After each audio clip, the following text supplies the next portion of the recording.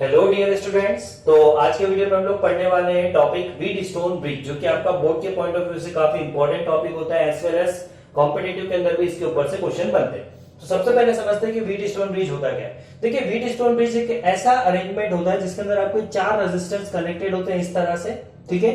और बीच में यहाँ पर क्या है, आपका गैल्वेनोमीटर या कोई भी एक रेजिस्टेंस या कुछ भी यहाँ पर लगा रखा है बीच में, ठीक है। इस व्हीट स्टोन ब्रिज का काम क्या होता है, ये one of the most accurate तरीका है किसी भी अननोन रेजिस्टेंस की वैल्यू निकालने का। फॉर एग्जांपल यहाँ पर आप देख रहे हो 4 रेजिस्टेंस है P Q R S. Let's say कि इसमें से कोई एक जो है वो क्या आपका अननोन है। मान लेते हैं कि जो एस है ये आपका क्या है, यहाँ पर अननोन है, इसकी हमको वैल्यू निकालना है। तो इसकी वैल्यू एक्यूरेटली निकालने के लिए हम किसका यूज करेंगे, व्हीट स्टोन ब्रिज का। कैसे इसका यूज करने वाले, व्हीट स्टोन ब्रिज के अंदर एक बैलेंस कंडीशन होती है। बैलेंस कंडीशन क्या होती है, बैलेंस कंडीशन वो कंडीशन होती है जिस कंडीशन में करंट आईजी कितना हो जाए आपका 0। बैलेंस कंडीशन वो कंडीशन होगी जिसके अंदर करंट आईजी कितना होगा आपका 0। अब आप पूछेंगे सर करंट 0 कैसे हो सकता है जब हमने यहां पर बैटरी लगा रखी है। करंट 0 ऐसे हो सकता है, देखो किसी भी दो पॉइंट के बीच में चार्जेस का फ्लो तभी पॉसिबल है जब दोनों पॉइंट का पोटेंशियल क्या हो, डिफरेंट, राइट। सो अगर ये बी पॉइंट का पोटेंशियल और डी पॉइंट का पोटेंशियल सेम हो जाए, उस केस में करंट कितना होगा 0। बिकॉज अगर ये सेम पोटेंशियल डिफरेंस कितना 0 और पोटेंशियल डिफरेंस 0, तो करंट कितना हो गया 0। इसका मतलब क्या है कि बैलेंस कंडीशन वो कंडीशन है जिसके अंदर आपका आईजी करंट 0 होगा, या फिर हम इसको ऐसा भी बोल सकते हैं कि potential of B is equal to क्या होगा आपका पोटेंशियल ऑफ डी। इस कंडीशन को हम लोग क्या बोलने वाले हैं, बैलेंस कंडीशन। अब सबसे पहला काम हमको क्या करना है, यहाँ पर बैलेंस कंडीशन के लिए एक्सप्रेशन निकालना है और उसी की मदद से हम क्या कर पाएंगे, अननोन को निकाल पाएंगे, ठीक है। तो हम लोग सबसे पहला काम करते हैं कि बैलेंस कंडीशन हम लोग निकालते हैं। तो इस कंडीशन को निकालने के लिए हमारे पास दो तरीके होते हैं व्हीट स्टोन ब्रिज में। एक होगा हम नॉर्मल ओम्स लॉ की मदद से इसको सॉल्व करेंगे और दूसरा होगा हम किरचॉफ लॉ की मदद से इसको सॉल्व करेंगे। तो दोनों तरीके हम लोग देखने वाले हैं। तो सबसे पहले हम लोग देखते हैं ओम्स लॉ की मदद से, ठीक है। अब सबसे पहला काम क्या करता हूं, देखो मैंने ये डायग्राम बनाया है, यहाँ पर सब आपको बता देता हूँ। पी क्यू आर एस यहाँ पर क्या है, 4 रेजिस्टेंस है। ये पॉइंट को मैंने ए बोला, इसको बी, सी और डी। बीच में यहां पर लगा रखा है गैल्वेनोमीटर। गैल्वेनोमीटर का अपना कुछ रेजिस्टेंस होगा आरजी। गैल्वेनोमीटर एक डिवाइस होती है जो करंट के प्रेजेंस को बताती है। अगर इसके अंदर डिफ्लेक्शन होता है, इसका मतलब क्या है कि यहां पर करंट फ्लो कर रहा है। डिफ्लेक्शन नहीं होता है, इसका मतलब करंट क्या है आपका 0। तो ये आपको क्या बनाएगा, करंट का डिफ्लेक्शन। बैटरी कनेक्ट किया, बैटरी का पॉजिटिव टर्मिनल ये है, यहां से करंट निकला आई। इस पॉइंट पर 2 रास्ते, कुछ करंट इधर गया उसको हमने नाम दिया I1, कुछ करंट इधर गया इसको नाम दिया हमने I2। अब इस बी पॉइंट पर जब करंट पहुंचा तो इनिशियली हम लोग मान लेते हैं कि बैलेंस कंडीशन अभी हमारी अचीव नहीं हुई है, तो कुछ करंट I1 का कुछ पार्ट इधर जाएगा, वो क्या होगा आपका IG। तो यहां पर कितना करंट जाने वाला है, देखो I1 में से IG करंट अगर इधर चलेगा तो बचा कितना यहाँ पर I1 माइनस IG। बिल्कुल क्लियर है ना, ठीक है। I1 माइनस IG, वो करंट कहां चलेगा आपका, इधर चलेगा। फिर देखिए यहां से करंट I2 जा रहा है, यहां से करंट आ रहा है आपका IG, तो इधर कितना करंट जाएगा, IG प्लस I2। कितना करंट जाने वाला है, IG प्लस I2। तो IG प्लस I2 करंट क्या हुआ, इस डायरेक्शन में गया, और जब यहां पर ही करंट आकर मिलेगा तो अगेन ही कितना हो जाएगा आपका टोटल करंट I। इतना आपको क्लियर हुआ होगा। नाउ हम लोग यहाँ पर ओम्स लॉ लगाते हैं।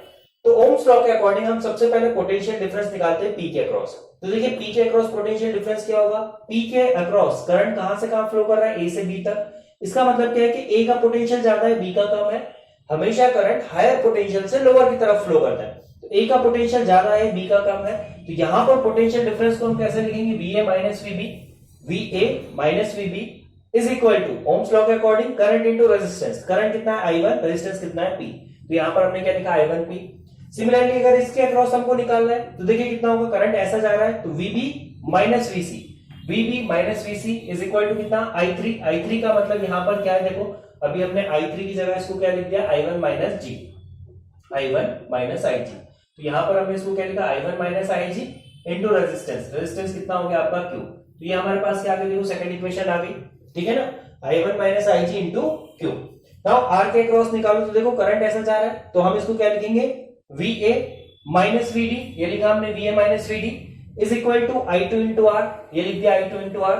नाउ अभी हमने देखो क्या लिखना है इसके S के अक्रॉस। तो S के अक्रॉस देखो करंट D से C की तरफ जा रहा है, तो हम क्या लिखेंगे यहाँ पर VD minus VC is equal to कितना होगा, देखो IG plus I2 into S resistance. तो ये हमने यहाँ पर क्या लगाया, ओम्स लॉ। हमारे पास क्या आ गई, 4 इक्वेशन आ गई। अब बैलेंस कंडीशन के लिए आपको केस निकालना है कि बैलेंस कंडीशन में क्या होगा, ठीक है, उसके लिए हमको कुछ रिजल्ट निकालना है। तो बैलेंस कंडीशन क्या होती है? बैलेंस कंडीशन वो होती है जब IG आपका जीरो हो जाए। IG जीरो का मतलब क्या, यहां से करंट आपका क्या करे, जीरो फ्लो करे। इसको हम क्या बोलते हैं? व्हीट स्टोन ब्रिज की बैलेंस कंडीशन। और उसके लिए हमको एक्सप्रेशन निकालना है। IG जीरो कब होगा? जब VB और VD क्या हो आपके बराबर, ठीक है। तो नाउ ध्यान से देखो, जहां जहां IG है वहां वहां मुझे क्या पुट करना है? जीरो। तो ये देखो IG था, इसको हटा के मैंने क्या लिख दिया? जीरो। यहां पर देखो IG था, इसको मैंने क्या लिख दिया? जीरो, ठीक है। उसके बाद VB बराबर कितना है? VD। तो जहां जहां VD है उसको मैं क्या लिख दूं? VB। तो VD को देखो मैंने यहां पर क्या लिख दिया? VB। ये यहां पर भी हमने देखो VD को क्या लिखा? VB। तो ये अब हमारे पास क्या होगा यहाँ पर? Equation. According to balance condition ये हमारी क्या होगी? इक्वेशन होगी। अब अगर आप देखोगे यहाँ पर, तो जो पहला वाला है इक्वेशन और तीसरा वाला इक्वेशन, दोनों का LHS क्या है? सेम है। तो इनका RHS भी क्या होगा? सेम। LHS अगर सेम है तो RHS भी क्या होगा? सेम। तो RHS को मैं लिख देता हूं, देखो I1P is equal to I2R, ये हमने लिखा, ठीक है। सिमिलरली सेकंड इक्वेशन और फोर्थ इक्वेशन देखो, इसका भी LHS सेम है, VB minus VC, VB minus VC। तो इसका भी जो RHS होगा वो क्या होगा? इक्वल। तो RHS में देखो क्या है यहाँ पर? I1Q is equal to I2S, ये हो गया आपका I2S। ये जो दो इक्वेशन आ रहे हैं इन दोनों को हम क्या करते थे? डिवाइड। इसको आप 4, 5 और 6 नाम दे देना और हमने क्या करते हैं इन दोनों को देखो यहाँ पर डिवाइड करने पे देखो क्या हुआ? I1 से I1 कैंसिल, I2 से I2 कैंसिल। तो बचा क्या? बचा ये कि P by Q is equal to R by S। ये आपकी क्या हो गई? कंडीशन हो गई। किसकी कंडीशन हो गई? बैलेंस व्हीट स्टोन ब्रिज की, ठीक है। व्हीट स्टोन ब्रिज जब बैलेंस होगा, बैलेंस होने का मतलब क्या है कि यहां से जब करंट जीरो होगा, ठीक है, तो वो किस केस में होगा? वो होगा आपका P by Q is equal to R by S के केस के अंदर, ठीक है। अब थोड़ा सा इसको एनालाइज करते हैं हम लोग। देखिए P बाय Q क्या है? P बाय Q क्या है? इन दोनों ब्रांचेस के रेजिस्टेंस का रेशियो, और R बाय S क्या है? इन दोनों ब्रांचेस के रेजिस्टेंस का रेशियो। मतलब कि ये जो एडजेसेंट रेजिस्टेंस के रेशियो है ये क्या होना चाहिए? इक्वल। अगर ये इक्वल है तो हमारा व्हीट स्टोन ब्रिज क्या होगा? बैलेंस। अगर ये इक्वल है तो हमारा जो व्हीट स्टोन ब्रिज है वो क्या होगा? बैलेंस होगा। अब आपका क्वेश्चन ये आना चाहिए कि सर हम इसमें रेजिस्टेंस कैसे निकालें, अननोन रेजिस्टेंस की वैल्यू कैसे निकालें? बैलेंस कंडीशन आपको समझ में आई होगी। बैलेंस कब होगा? जब P बाय Q का रेशियो R बाय S के क्या हो? बराबर, ठीक है। अब मान लीजिए मुझे अननोन निकालना है। लेट्स से कि मेरे पास कोई एक अननोन रेजिस्टेंस है, लेट्स से कि इसको मैं अननोन बना देता हूं X, ठीक है, और इसकी वैल्यू क्या है आपकी? Simply R। नाउ अभी मान लेते हैं कि इनिशियली हमने यहां पर क्या करा है? करंट फ्लो करवाया, ठीक है। इस R को हमने क्या रखा? वेरिएबल, ठीक है। इस R को हमने क्या रखा? वेरिएबल। अब यहां से मान लो कोई करंट फ्लो कर रहा है, तो हम गैल्वेनोमीटर को चेक करेंगे कि गैल्वेनोमीटर में डिफ्लेक्शन आ रहा है या नहीं। डिफ्लेक्शन आ रहा है, ठीक है। तो हम क्या करेंगे? इस R की वैल्यू को वेरी करेंगे। R क्या है आपका? वेरिएबल। हम इस R की वैल्यू को तब तक वेरी करेंगे जब तक कि इसका करंट जीरो ना हो जाए, क्योंकि हमको पता है कि जब इसका करंट जीरो हो जाएगा उस केस में P by Q is equal to कितना हो जाएगा आपका? R अपॉन में X, R अपॉन में X। हमको क्या निकालना था? X की वैल्यू। तो देखो X का इधर मल्टीप्लाई किया, R ऊपर है एज इट इज, ठीक है, Q ऊपर गया, P अपॉन में आ गया। अब ये दोनों की वैल्यू हमको नोन थी पहले से, तो इनकी वैल्यू तो हमने पुट कर दी। R को हमने सेट किया था तो R की वैल्यू हमने पुट कर दी। तो इस तरह से हम क्या कर सकते हैं? व्हीट स्टोन ब्रिज की मदद से कोई भी अननोन रेजिस्टेंस को यहाँ पर कैलकुलेट कर सकते हैं, ठीक है। व्हीट स्टोन ब्रिज की मदद से हम कोई भी अननोन रेजिस्टेंस को कैलकुलेट कर लेते हैं, और ये बहुत एक्यूरेट होता है क्योंकि ये नल डिफ्लेक्शन पे काम कर रहा है। नल डिफ्लेक्शन का मतलब क्या होता है कि जब गैल्वेनोमीटर से करंट जीरो फ्लो हो रहा है, तो ये गैल्वेनोमीटर इतना एक्यूरेट इंस्ट्रूमेंट होता है कि अगर थोड़ा सा भी करंट है तो ये डिफ्लेक्ट करेगा। तो जब बिल्कुल करंट एकदम जीरो होगा तभी इसके अंदर डिफ्लेक्शन क्या मिलेगा? जीरो। और उस केस में हमारा ये जो रेशियो है ये क्या होगा आपका? इक्वल। तो यहां से आप बिल्कुल एक्यूरेट वैल्यू निकाल सकते हो किसी भी अननोन रेजिस्टेंस की, ठीक है। इसकी सेकंड मेथड आपको देखना है जो कि क्या है आपकी? किरचॉफ्स लॉ की मदद से। चलिए उसको भी देख लेते हैं इसी वीडियो में। चलिए KVL किरचॉफ्स लॉ की मदद से हम लोग यहाँ पर क्या करने वाले हैं? व्हीट स्टोन ब्रिज की बैलेंस कंडीशन निकालने वाले हैं, ठीक है। तो ये हमारा ब्रिज है, यहाँ पर आपका करंट I1 जा रहा है, यहाँ I2। इस पॉइंट पर देखो I1 दो पार्ट में डिवाइड हो गया, यहाँ पर कुछ करंट है जिसको हमने बोला IG, यहाँ पर कितना जाएगा? I1 माइनस IG, बचा हुआ करंट। ये कैसे लिखा हमने? KCL की मदद से, ठीक है। I2 करंट यहाँ आ रहा है, IG यहाँ आ रहा है, तो इधर कितना जाएगा? I2 plus IG। नाउ हमको यहाँ पर क्या दो लूप दिख रही है, दो क्लोज्ड पाथ दिख रहे हैं, इसके अंदर हमको क्या लगाना है? किरचॉफ्स का वोल्टेज लॉ, ठीक है। तो इसको मैंने बोला लेट से फर्स्ट लूप, इसको मैंने क्या बोला? Second loop. सबसे पहले हम क्या लगाते हैं? फर्स्ट लूप के अंदर लगाते हैं KVL। KVL क्या बोलता है? मैं जो आपको डेफिनेशन बता रहा हूं, KVL आपको क्या बोलता है कि किसी भी लूप के अंदर जो टोटल एल्जेब्रिक सम है किसका? EMF का and product of current and resistance का, ठीक है, वो क्या होगा आपका हमेशा जीरो, ठीक है, वो क्या होगा आपका हमेशा जीरो। यहां पर एक साइन कन्वेंशन होता है कि जिस डायरेक्शन में हम करंट को एज्यूम कर रहे हैं, ठीक है, उस डायरेक्शन को हम लोग क्या लेने वाले हैं, पॉजिटिव, और जिस डायरेक्शन में मतलब जो डायरेक्शन हमने एज्यूम करी, अगर उसके अपोजिट डायरेक्शन में एक्चुअल करंट आपका फ्लो कर रहा है तो उसको हम लोग क्या लेने वाले हैं, नेगेटिव। ये जब मैंने आपको केवीएल पढ़ाया था वहां भी मैंने बताया था। अगर हम बैटरी के नेगेटिव टर्मिनल में एंटर कर रहे हैं तो उसको हम लोग लेंगे नेगेटिव, और बैटरी के पॉजिटिव टर्मिनल में एंटर कर रहे हैं तो उसको हम लोग क्या लेंगे, पॉजिटिव। ये साइन कन्वेंशन बुक में कुछ अलग लिखे हैं, मैं कुछ अलग बता रहा हूं, लेकिन रिजल्ट दोनों से क्या आएगा, सेम आएगा, ठीक है। मुझे जो आसान लगता है मैं आपको उस तरीके से करवाने वाला हूं, और डेफिनेटली आपको भी वो काफी सिंपल लगेगा।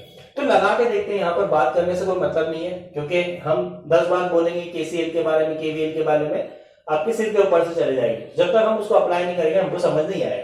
चलिए, तो यहाँ पर केवीएल अप्लाई करते हैं, हम point two point KVL apply करते हैं। हम किसी एक पॉइंट से स्टार्ट करते ही हमने करंट की डायरेक्शन क्या मान ली, ये वाली, ठीक है, हमने क्या मान ली, करंट की डायरेक्शन ये वाली। तो इस डायरेक्शन को हम क्या लेंगे, पॉजिटिव, ठीक है। सबसे पहले हम इधर से चल रहे हैं ऊपर की तरफ, लेट से, तो यहाँ पर देखिए I1 ऊपर जा रहा है और हम भी कहां जा रहे हैं, ऊपर, हमारा एरो भी उधर जा रहा है। तो हम इसको क्या लेंगे, इस प्रोडक्ट को I1 इंटू पी के प्रोडक्ट को हम क्या लिखेंगे, पॉजिटिव। तो ये हमने लिखा क्या, I1 इंटू पी, ठीक है ना। करंट इंटू रेजिस्टेंस क्या होता है आपका, पोटेंशियल डिफरेंस। तो ये एक्चुअल में क्या होगा आपका, पोटेंशियल डिफरेंस।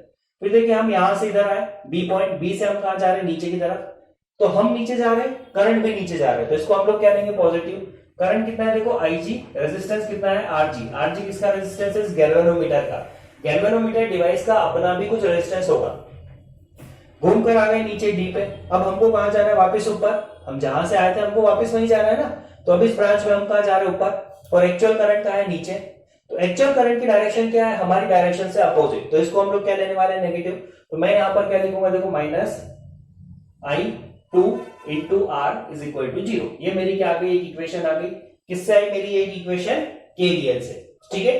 अब देखो सेकंड में हम लोग लगा के देखते हैं, आप खुद से भी ट्राई करते जाओ इसको, ठीक है। सेकंड लूप के अंदर हम लोग लगाते हैं केवीएल, यहां से स्टार्ट कर लेते चलो, ठीक है। तो देखो इसमें क्यू में देखो, सबसे पहले I1G की डायरेक्शन इधर की तरफ है, हम भी इधर जा रहे हैं, तो हम इसको क्या ले लेते हैं, चलो, पॉजिटिव।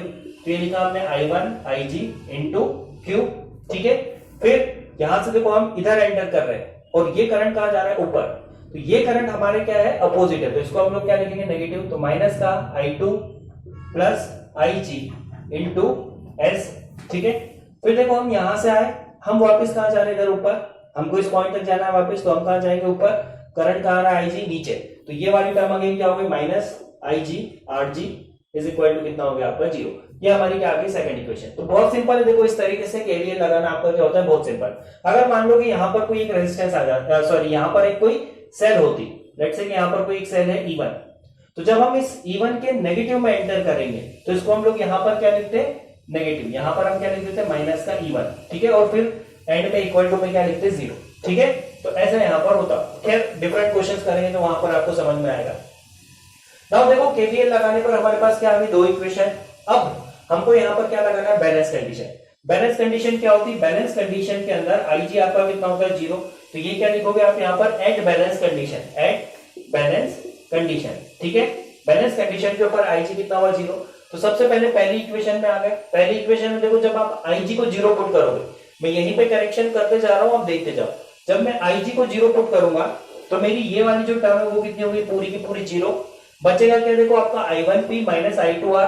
तो मैं इस I2R को उधर लिख दूं क्या, तो ये मेरे पास बचेगा I1P इज इक्वल टू कितना, I2R। एक नई इक्वेशन आ गई आपकी। फिर देखो IG को जब आप सेकंड में 0 पुट करोगे, ये 0, ये 0, और ये तो पूरी टर्म ही 0। तो बचा क्या, देखो I1Q, तो ये लिखा मैंने क्या, I1Q, ठीक है, इक्वल टू में क्या है, I2, सॉरी, माइनस साइन लगाकर क्या है, I2S। अब ये I2S को जब उधर ले जाएंगे 0 वाली तरफ, तो ये क्या हो जाएगा आपका, पॉजिटिव। तो ये क्या हो गया आपका, पॉजिटिव। नाउ अगेन हमारे पास दो इक्वेशन आ गई, इन दोनों को हम क्या कर दे, डिवाइड कर दे, ठीक है। इन दो इक्वेशन को हम क्या कर दे, डिवाइड कर दे। ये कर दिया, देखो I1 से I1 कटा, I2 से I2 कटा, तो बचा कितना, देखो P/Q is equal to R/S। तो अगेन बैलेंस कंडीशन हम किरचॉफ्स लॉ की मदद से भी निकाल सकते हैं। तो आप चाहे तो ओम्स लॉ लगाकर निकालिए या किरचॉफ्स लॉ लगाकर निकालिए, चॉइस आपकी। बट कई बार बुक में हो सकता है, एग्जाम में आपको ऐसा पूछ लिया जाए कि बाय किरचॉफ्स लॉ इसको सॉल्व करना है, बैलेंस कंडीशन डिराइव करना है, तो उस केस में आपको इसका यूज करना पड़ेगा, ठीक है। किरचॉफ लॉ लगाने का तरीका क्या है, यहाँ पर हमने दो लूप कंसीडर करी, दोनों के अंदर जो साइन कन्वेंशन के अकॉर्डिंग हम किरचॉफ लॉ लगाते हैं उसको हमने यहाँ पर क्या करा है, अप्लाई किया है। ठीक है, उसको हमने यहाँ पर क्या किया है, अप्लाई किया है। ठीक, किरचॉफ लॉ को समझने के लिए और डिटेल में आप मेरा वो वाला वीडियो देख लीजिएगा जिसके अंदर मैंने किरचॉफ लॉ की बात करी है डिटेल के अंदर। ठीक है, उसका लिंक मैं आपको ऊपर प्रोवाइड कर दूंगा, आई बटन पे क्लिक कर आप वहां तक पहुंच सकते हैं। तो यहाँ तक बने रहने के लिए बहुत बहुत शुक्रिया। आई होप आपको ये सभी चीजें समझ में आई होगी। अगर कोई डाउट आता है तो आप मुझे कमेंट सेक्शन में बताइए, बिल्कुल से हम उसका निदान करेंगे। ठीक है, जय हिंद, जय भारत।